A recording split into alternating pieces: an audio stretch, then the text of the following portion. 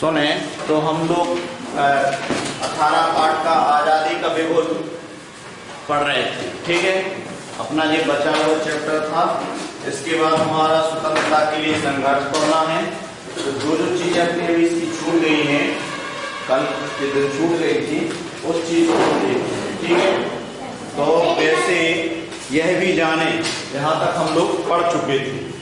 ठीक है, तो फिर मैं थोड़ा थोड़ा आपको बता दूं कि विदेशियों ने बाहर से आकर हमारे देश पर शासन किया, भारत ने अपनी स्वतंत्रता को कैसे खोया और स्वतंत्रता प्राप्ति के लिए प्रथम प्रयास कब किया गया, 1857 में किया गया।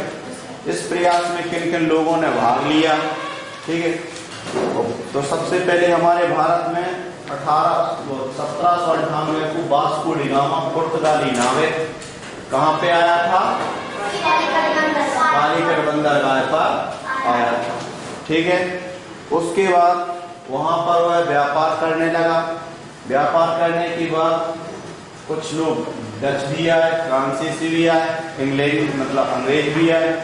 उनमें धीरे धीरे उनमें आपस में लड़ाई होने लगी। तो लड़ाई के बाद क्या हुआ कि अंग्रेज की सेना सशक्त थी, शक्तिशाली थी, तो उन्होंने अंग्रेजों ने दूसरी विदेशी कंपनियों को लड़ करके बाहर निकाल दिया और खुद राज करने लगे।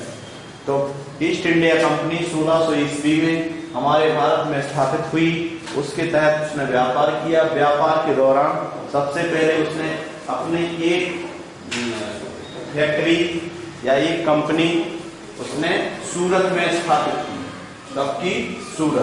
सूरत के बाद धीरे धीरे उसे अपने व्यापार बढ़ाने के लिए उसने कलकत्ता, कोलकाता, चेन्नई और बंगाल, मुंबई, कलकत्ता, चेन्नई और सूरत में 4 जगह उसने अपनी कंपनियां स्थापित की।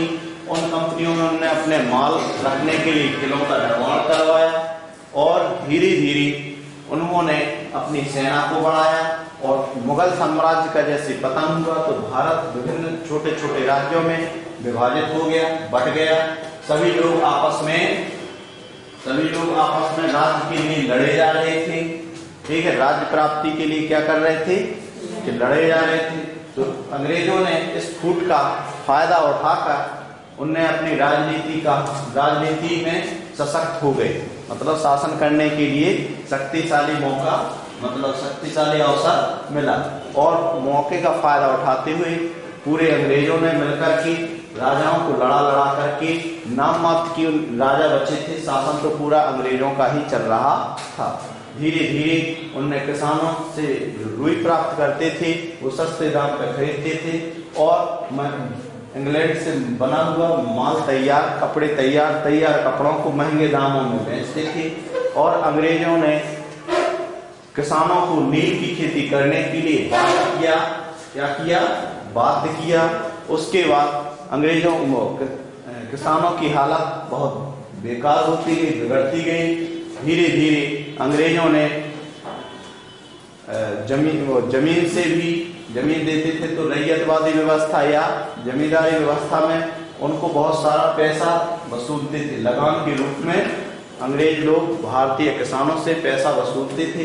धीरे धीरे अंग्रेजों ने किसानों की हालत को बर्बाद कर दिया। ठीक है, देखिए यह भी जाने। अब सन 1857 की क्रांति पूरे देश में एक साथ प्रारंभ हुई थी। ठीक है, इसलिए अंग्रेजों ने इसे बड़ी क्रूरता से दबा दिया। जब 1857 में जो हमारी स्वतंत्रता की क्रांति हुई थी, वो क्रांति भारत पूरे में नहीं हुई थी, कुछ भाग में हुई थी। कुछ भाग में हुई, इसलिए अंग्रेजों ने सभी सेना को इकट्ठा करके इस क्रांतिकारियों के दलों को और नेताओं को बड़ी क्रूरता से कुचल दिया और हमें 1857 में अंग्रेजों से आजादी नहीं मिल सकी। ठीक है, तो सन 1857 की क्रांति पूरे देश में एक साथ नहीं हुई थी, कभी कहीं क्रांति, कभी कहीं। तो मतलब टाइम अलग अलग होने पर अंग्रेज लोग जल्दी से इकट्ठे होकर जहां क्रांति होती थी वहीं की कुचल देते, दबा देते थे। ठीक, फिर दूसरी जगह क्रांति हुई तो वहां पूरे अंग्रेज चले गए। तो सेना कम होने के साथ साथ भी उन्हें भारतीय क्रांतियों को दबाने का समय मिल जाता था, इसलिए भारतीय सभी लोग हारते जा रहे थे। तो क्रूरता से भी दबाते थे कि कोई भी आदमी जो क्रांतिकारी है उनको दबा दो तो क्रांति अपने आप दबी रहेगी। ठीक, बहादुर शाह जफर को बंदी बनाकर म्यांमार बर्मा, हमारा पड़ोसी देश म्यांमार बर्मा, ठीक है, वहां पर उसकी राजधानी थी रंगून। म्यांमार बर्मा की राजधानी क्या थी? रंगून। उस समय अंग्रेजों, हमारा भारत म्यांमार बर्मा से अलग नहीं था, हमारे देश का ही भाग था। ठीक है, इसलिए अंग्रेजों ने बहादुर शाह जफर को बंदी करके म्यांमार की राजधानी रंगून में भेज दिया था। अभी इसके बारे में गद्यांश भी आप पढ़ोगे, जहां 1862 में इनकी मृत्यु हो गई। बहादुर शाह जफर का क्या हो गया था? 1862 में रंगून में इनकी मृत्यु हो गई, यानी जेल में। दिल्ली और उसके आसपास के गांव में कत्लेआम किया जा रहा था। कत्लेआम में दिन दहाड़े ही कत्ल किए जा रहे थे। अंग्रेज लोग जहां भी भारतीयों को देखते थे, क्रांतिकारियों को देखते थे, उनको गोली मारते थे, सीधे कत्ल किए जा रहे थे। बहादुर जफर को उनके दोनों बेटे के सिर काटकर भेंट कर दिए गए। बहादुर शाह जफर के 2 बेटे थे, उन दोनों बेटों के सिर को काट करके अंग्रेजों ने उन्हें पेश कर दिया। क्या कर दिया? पेश कर दिया कि लोग तुम ज्यादा आजादी के लिए लड़ते थे, ना तुम्हें आजादी मिलेगी ना कुछ मिलेगी, हम लोगों का राज है, हम लोगों का शासन है, हम लोग चलाएंगे, और तुम लोग अगर इसमें हमें परेशानी बनाओगे, दिक्कत बनाओगे, तो आपका तो नामो नशा मिटा ही देंगे, आपके संतान को भी काट मार करके आपके सामने रख देंगे। ठीक है, तो अंग्रेज ने इतनी क्रूरता से, अत्याचार से सन 1857 की क्रांति को दबाया। क्रांति में भाग लेने वाले हजारों क्रांतिकारियों को अंग्रेजों ने तोपों से उड़ा दिया और उनको सूली पर चढ़ा दिया। जितने व्यक्ति भारतीय अपनी स्वतंत्रता के लिए, आजादी के लिए अंग्रेजों के विरुद्ध में लड़ाई लड़ रहे थे, उन सभी व्यक्तियों को इकट्ठा करके तोप के सामने खड़ा करके और उड़ा दिया जाता था। इतना अत्याचार कर रहे थे अंग्रेज। ठीक है, और अगर जो बच जाते थे तो उनको सूली पर चढ़ाते थे, दिन दहाड़े सबको फांसी पर चढ़ा देते थे, ताकि भारतीयों में जो आजादी की प्राप्त करने की जो ललक है, दम है, इच्छा है, वो इच्छा भी मिट जाए। अंग्रेज इतना क्रूरता से व्यवहार करते थे कि जो भारतीयों में आजादी प्राप्त करने की जो ललक है या चाह है या रुचि है, वो भी खत्म हो जाए। जब वो खत्म हो जाएगी आत्मा में, तो फिर आदमी गुलाम रहना स्वीकार कर जाए। ठीक है, यद्यपि यह क्रांति असफल नहीं हुई। क्यों? असफलता में भी सफलता छुपी रहती है। कैसे? आप लोग पढ़ रहे हैं, जो बच्चे नवोदय नहीं निकल पा रहे हैं, फिर भी इतना ज्ञान उन्हें मिल रहा है कि वो जीवन में कहीं भी कुछ भी कर सकते हैं। आई बात समझ? असफल होने के बाद भी सफल हो जाना। क्रांति भले ही असफल हो गई है, लेकिन इस क्रांति के अत्याचार को लोगों ने देखा, समझा, और धीरे धीरे उन्होंने सोचा कि बहुत बड़ा ग्रुप बनाया जाए, बहुत बड़ा संगठन बनाया जाए, बहुत बड़ी पार्टियां बनाई जाए, बहुत बड़े सम्मेलन किए जाएं, ताकि सभी भारतीय इकट्ठे हो जाएं, चाहे इसमें टाइम कितना लग जाए। तो उसके बाद 90 साल तक यह संगठन चलता रहा, और 1857 से 1947 में इस क्रांति का असर चलता रहा, और अंत में हमें आजादी प्राप्त हो ही गई। समझ में आया? आजादी हमें मिली। तो यही कह रहा है कि यद्यपि यह क्रांति सफल नहीं हुई, लेकिन ईस्ट इंडिया कंपनी की नींव हिल गई। ईस्ट इंडिया जितने मजबूती से शासन कर रही थी, तो उसे भी एहसास हो गया कि अगर यह क्रांति संपूर्ण भारत में हो जाती, तो हमें अभी भी बोरियां बस्तर उठा के जाना पड़ता, यानी देश को छोड़कर, कंपनियों को छोड़कर यहाँ से निकलना पड़ता। इसलिए अंग्रेजों को यह भय था कि कहीं ऐसा ना हो कि जिस देश में हम अपना व्यापार कर रहे हैं, उस देश में घुसना हमारे लिए मुश्किल हो जाए। आई बात समझ में? तो फिर जैसे 1857 की क्रांति हुई, उसके बाद सीधा शासन अब व्यापारियों का नहीं रहा। जो व्यापारी लोग लड़ाई लड़ रहे थे, अब अंग्रेज व्यापारियों का शासन नहीं रहा, सीधे इंग्लैंड की जो महारानी बैठी थी उसका शासन यहाँ चलने लगा। उसने अंग्रेजों की महारानी जो इंग्लैंड में बैठी थी, जैसे अभी आपका शासन चलता है तो दिल्ली में राष्ट्रपति बैठा है वो चला रहा है, उसी प्रकार से आप यहाँ में देखें इंग्लैंड में जो महारानी बैठी थी उसके हाथ में भारत के शासन आ गया। ठीक, वहां से जो ऑर्डर निकलता था कि अंग्रेज व्यापारी जो हैं भारतीय लोगों का शोषण ना करें, लेकिन वे करते थे। भारतीय किसानों को नील के लिए बाध्य ना करें, लेकिन वे करते थे। क्योंकि आप वहां से भले ही शासन चल रहा है, लेकिन यहाँ मानने वाला जो हो, जब तो शासन सही चलेगा। राष्ट्रपति वहां से भले ही आप लोगों को सुरक्षा प्रदान कर रहे हैं, लेकिन यहाँ पर सब कोई माने जब तो सुरक्षित रहेंगे, हैं तो आप ही लोग। इसी प्रकार से व्यापार करने वाले जो थे वे थे तो पहले से वे तो भाग नहीं गए, तो वे लोग अंग्रेज जो लोग थे वो पूरा भारत पर ज्यों का त्यों शासन अत्याचार नया मचा रहे थे।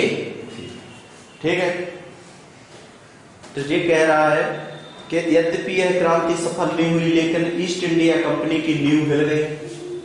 इंग्लैंड की सरकार ने यह निर्णय लिया। अब इंग्लैंड की सरकार को सोचना पड़ा कि ऐसा ना हो कि हमारे व्यापारियों को भारत से बाहर निकाल दिया जाए।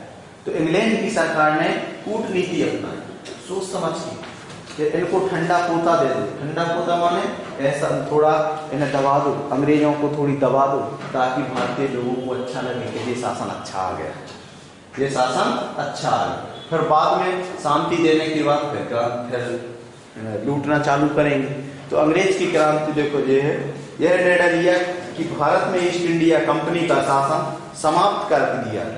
भारत में ईस्ट इंडिया कंपनी के व्यापारियों का शासन समाप्त कर दिया और इंग्लैंड की महारानी का शासन स्थापित किया जाए। जो इंग्लैंड में शासन चल रहा है, जो महारानी वहां से ऑर्डर बना के भेजेंगी, वही ऑर्डर, वही आदेश, वही नियम भारत में सभी व्यक्तियों को लागू किए जाएं। यह निर्णय लिया गया। शासन, भारत में शासन चलाने के लिए इंग्लैंड में एक बड़ा अधिकारी नियुक्त किया जाता था। शासन चलाने के लिए इंग्लैंड से भारत में एक बड़ा अधिकारी नियुक्त किया जाता था। उस अधिकारी को वायसराय कहते हैं। क्या कहा जाता था? वायसराय। समझ में आया? हमने सीखा, क्या सीखा आपने इस पाठ में? प्राचीन काल में भारत को सोने की चिड़िया कहा जाता है। समझ में आई बात? प्राचीन काल में भारत को सोने की चिड़िया कहा जाता था, क्योंकि हमारे भारत में, ठीक है, नमस्कार, बात करनी है, एक मिनट, अच्छा ठीक, अंक सूची की डेट ऑफ बर्थ आप बता दीजिए।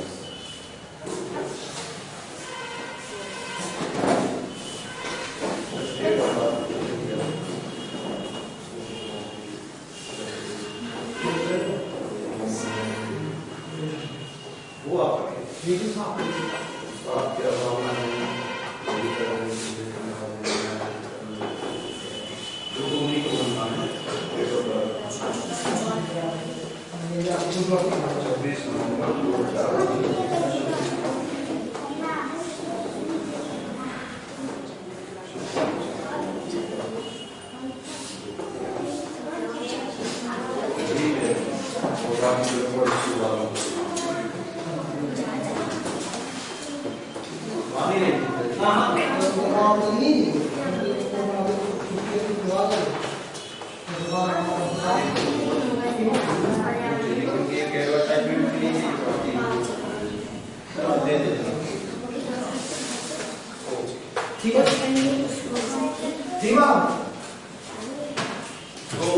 प्राचीन काल में भारत को सोने की चिड़िया कहा जाता था, क्योंकि हमारे भारत में धन संपदा, शिक्षा विकास और शिक्षा और शिल्प कला, हस्तकला, मसाले का व्यापार, देश और रेशम के कपड़े देश से विदेश भेजे जाते हैं। तो हमारा भारत व्यापार रूप से संपन्न था, इसलिए इसे सोने की चिड़िया कहा जाता था। भारत में सबसे पहले व्यापार करने के लिए पुर्तगाली कौन कौन आए हैं? पुर्तगाली का एक नागरिक था वास्को डी गामा, जो 1498 में हमारे भारत में केरल के कालीकट बंदरगाह पर उतरा, एक जहाजी बेड़ा लेकर उतरा। ठीक है, भारत में पुर्तगाली, डच, फ्रांसीसी, अंग्रेज व्यापार करने के लिए आए। भारत में ईस्ट इंडिया कंपनी ने सूरत, कौन सी कंपनी ने? ईस्ट इंडिया कंपनी ने सूरत, चेन्नई, कोलकाता और मुंबई में अपने गोदाम बनाए। किसने बनाए? ईस्ट इंडिया कंपनी ने। गोदाम माने माल रखने का, बड़े बड़े महल, बड़े बड़े किले, बड़े बड़े भंडार गृह बनाए। अंग्रेजों के आने तक मुगल साम्राज्य का पतन हो गया। पतन माना जानते हो? विनाश, टूट जाना, अलग अलग विभाजित हो जाना, कमजोर पड़ जाना। पतन माने कमजोर पड़ जाना। तो अंग्रेजों के आने तक मुगल साम्राज्य का पतन हो गया था। अंग्रेजों ने भारत के छोटे छोटे घरेलू उद्योगों को नष्ट कर दिया। अंग्रेजों ने क्या किया? भारत के छोटे छोटे जो घरेलू उद्योग थे उन्हें नष्ट कर दिया, जैसे चरखा उद्योग, वस्त्र उद्योग, हथकरघा उद्योग, ठीक है, कुटीर उद्योग, ये सभी उद्योगों को उन्हें नष्ट कर दिया। अब नष्ट कर देंगे तो फिर तो काम धंधा तो चाहिए पड़ता है ना, तो बेरोजगार हो गए। और फिर किसानों से जो कमाई होती थी वो सस्ते दाम पर फसलों को खरीद लेते थे और तैयार माल को महंगे दामों पर बेचते थे। तो क्रांति ये कह रहा है, स्वतंत्रता के लिए प्रथम स्वतंत्रता संग्राम 1857 में पहला प्रयास था।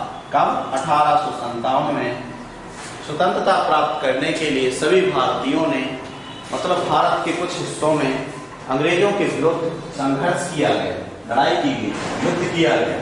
ठीक है, युद्ध किया गया। क्रांति में देश के सभी वर्गों के लोगों ने भाग लिया। देश के सभी वर्गों ने कुछ भाग लिया, कुछ वर्गों ने भाग नहीं लिया। अगर सभी वर्ग एक साथ भाग लेते और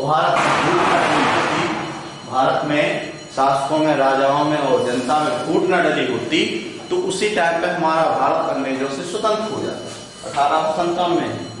लेकिन क्रांति विभिन्न स्थानों पर, अलग अलग स्थानों पर चलाई गई और अंग्रेज जहां क्रांति होती थी वहीं पूरी सेना को जुटा करके लड़ने के लिए तैयार हो जाते थे।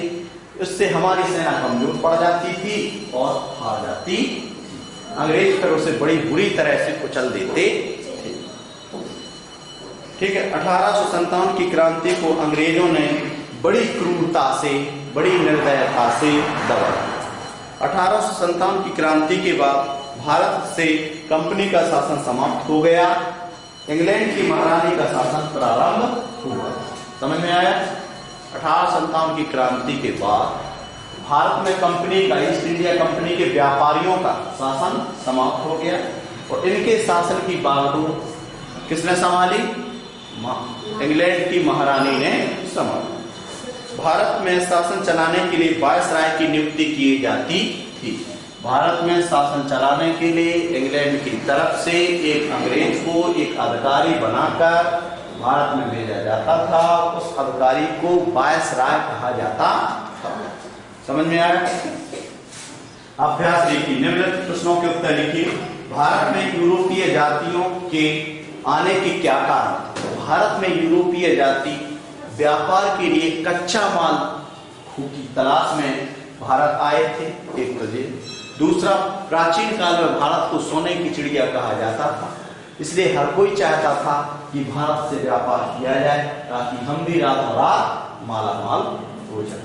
ठीक है, इसलिए सभी यूरोपीय देश भारत में कच्चे माल के लिए और धन कमाने के लिए आए। भारत को सोने की चिड़िया क्यों कहा जाता था?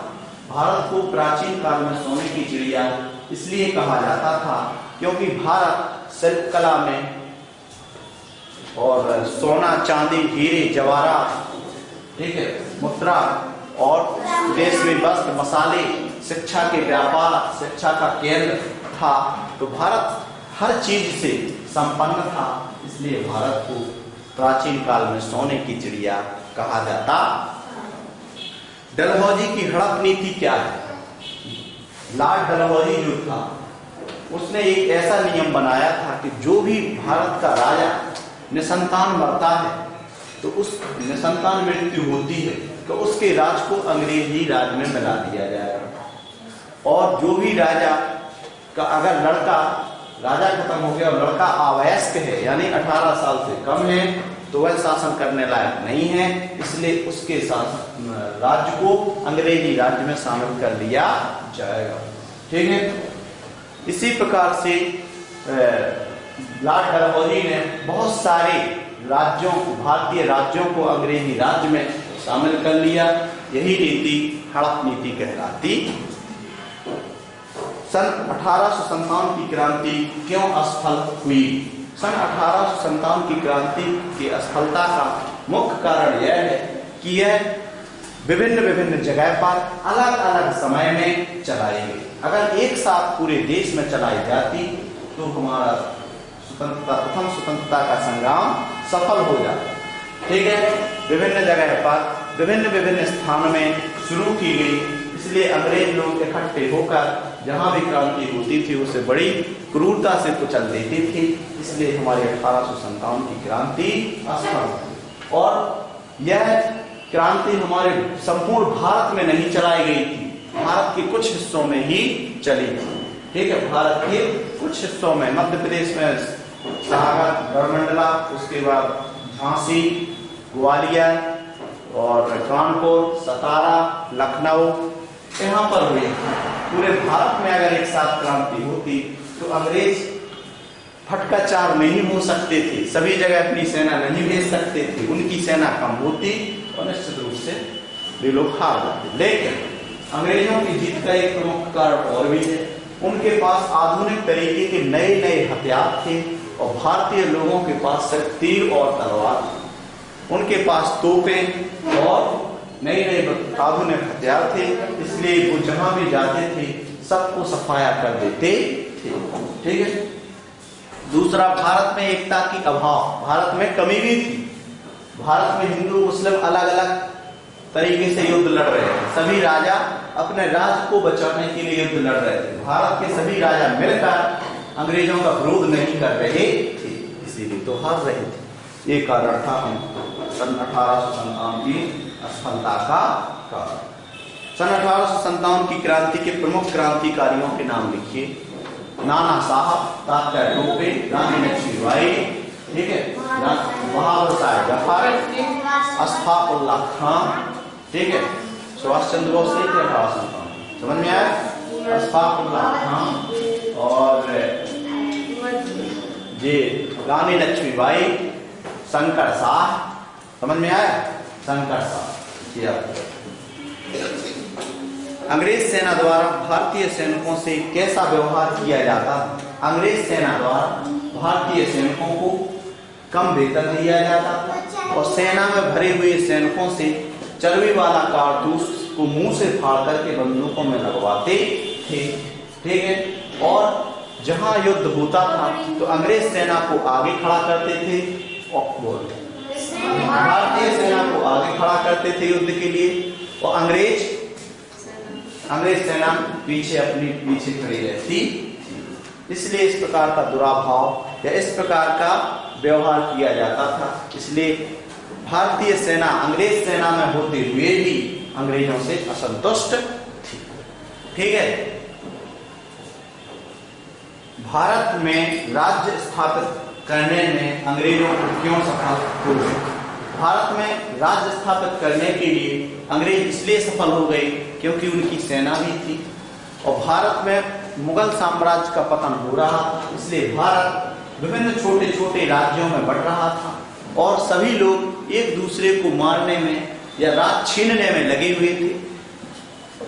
इसी का मौका अंग्रेजों ने उठाया, फूट डाली और शासन करने में वह सफल हुए। मुगल साम्राज्य में बता रहा ना, मुगल माने होता है मुस्लिम, तो बाबर, हुमायूं, अकबर, जहांगीर और उसके बाद अकबर बाद में आए हैं, सबसे अंत में आए औरंगजेब के 5-6 भैये थे, तो 5-6 भैयों में आपस में लड़ाई हो रही थी कि हम यहाँ राज करेंगे, हम यहाँ राज करेंगे, तो आपस में मारा पिट्टी हो गई, यानी कत्ल भी हो गए।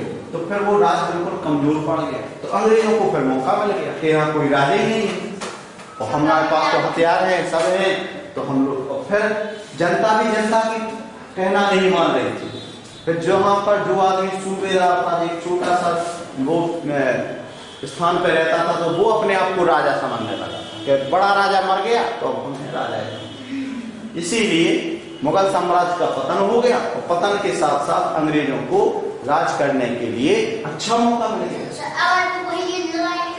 लड़ाई नहीं करते तो बस वही राजाशाही जमाना चलता रहता। अंग्रेज आपस में जैसे 10 भैया हैं, वे आपस में लड़ जाए, सभी तो कर नहीं पा रहे थे, इसीलिए तो बिगड़ रही थी पंचायत। समझ में आया? तो मुगल साम्राज्य का है प्रमुख कारण। मुगल साम्राज्य के पतन के कारण देश छोटे छोटे हिस्सों में बंटने लगा, और सभी भारतीय लोग राज के लिए लड़ाई झगड़ा करने लगे। उसके कारण अंग्रेजों ने इस मौका का फायदा उठाया और फूट डालते हुए शासन जमा लिया।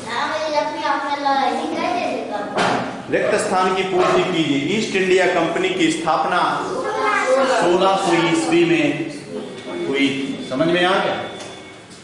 सन 1857 की क्रांति मेरठ छावनी से शुरू हुई थी। कहां से? मेरठ से। मेरठ के थे मंगल पांडे। कौन थे? मंगल पांडे। मंगल पांडे को क्या हुआ कि जब वे पूजा कर रहे थे, पूजा करते समय एक आदमी आया, बोले देखो अंग्रेज लोग हमारे धर्म को नष्ट कर रहे हैं, चर्बी का कारतूस हमारे दांतों से फटवाते हैं, बंदूक में लगवाते हैं। तो मंगल पांडे को गुस्सा आ गया। गुस्सा के साथ जो गए तो मेरठ की छावनी, माने मेरठ में अंग्रेजों की सेना की जो छावनी थी, छावनी माने रहने का स्थान, तो उस छावनी में जो अंग्रेज का सेना का जो सेनापति था उसकी हत्या कर दी। हत्या कर दी तो मंगल पांडे को फिर फांसी पे चढ़ा दिया गया। तो शुरू कहां से हो गई 1857 की क्रांति? मेरठ से। ठीक है, कहां से हुई? मेरठ से। अंग्रेजों ने भारतीय किसानों को नील की खेती करने के लिए बाध्य किया। कौन सी खेती?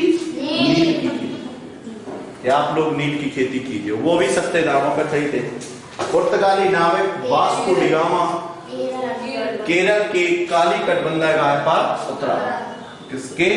केरल। अंग्रेजों ने भारतीय सैनिकों को चर्बी युक्त कारतूस उपयोग करने के लिए दिए। कौन से युक्त? चर्बी युक्त। समझ में आया? चर्बी युक्त। अंग्रेजों ने भारतीय सैनिकों को हो गया सही जोड़ी बनाई। प्राचीन भारत कहलाता था। देखो आप लोग टिक करते, आप लोग दिमाग खर्च करो, नहीं आता बार बार पूछो। चर्बी युक्त कारतूस सैनिकों को दिए जाते, नील की खेती किसानों से करवाई जाती, वायसराय शासन करने का अधिकार, लॉर्ड डलहौजी नीति चलाने वाला अंग्रेज था। समझ में आया? सन 1857 की क्रांति किन किन स्थानों पर ही उनके नाम पता कीजिए और प्रमुख क्रांतिकारियों के नाम। सन 1857 की क्रांति मेरठ में क्रांतिकारी कौन बन गया? समझ लो मंगल पांडे। शुरू हो गई। उसके बाद आपकी सतारा में भी हुई, और कानपुर में नाना साहब, लखनऊ में हजरत महल बेगम, झांसी में रानी लक्ष्मीबाई, और रामगढ़ के आसपास शंकर साहब। ठीक है, और अशफाकुल्लाह खां जे हमारे क्रांतिकारी थे, और उनके ये स्थान। शहीदों की मजारों पर भरेंगे हर वर्ष मेले, वतन पर मरने वालों का यही आखिरी बाकी निशान होगा। मतलब देश की रक्षा करते करते जिनने अपने प्राण को निछावर किया है, उनके स्थानों पर मेले लगने लगे। सभी लोग जाते हैं वहां जाकर के अपने आप को पवित्र और पुण्य मानते हैं, उनसे प्रार्थना करते हैं कि हे वीरों, आप लोगों ने तो अपने प्राण को दे करके देश को स्वतंत्र कर दिया, हमें भी कुछ ऐसी राह दो, ऐसी शिक्षा दो, ऐसी सूझ दो कि हम भी कुछ देश के लिए कर सकें। समझ में आएगा? ऐसा वहां पर जाके मन्नत करते हैं या इच्छा जाहिर करते हैं। समझ में आया? नहीं आया?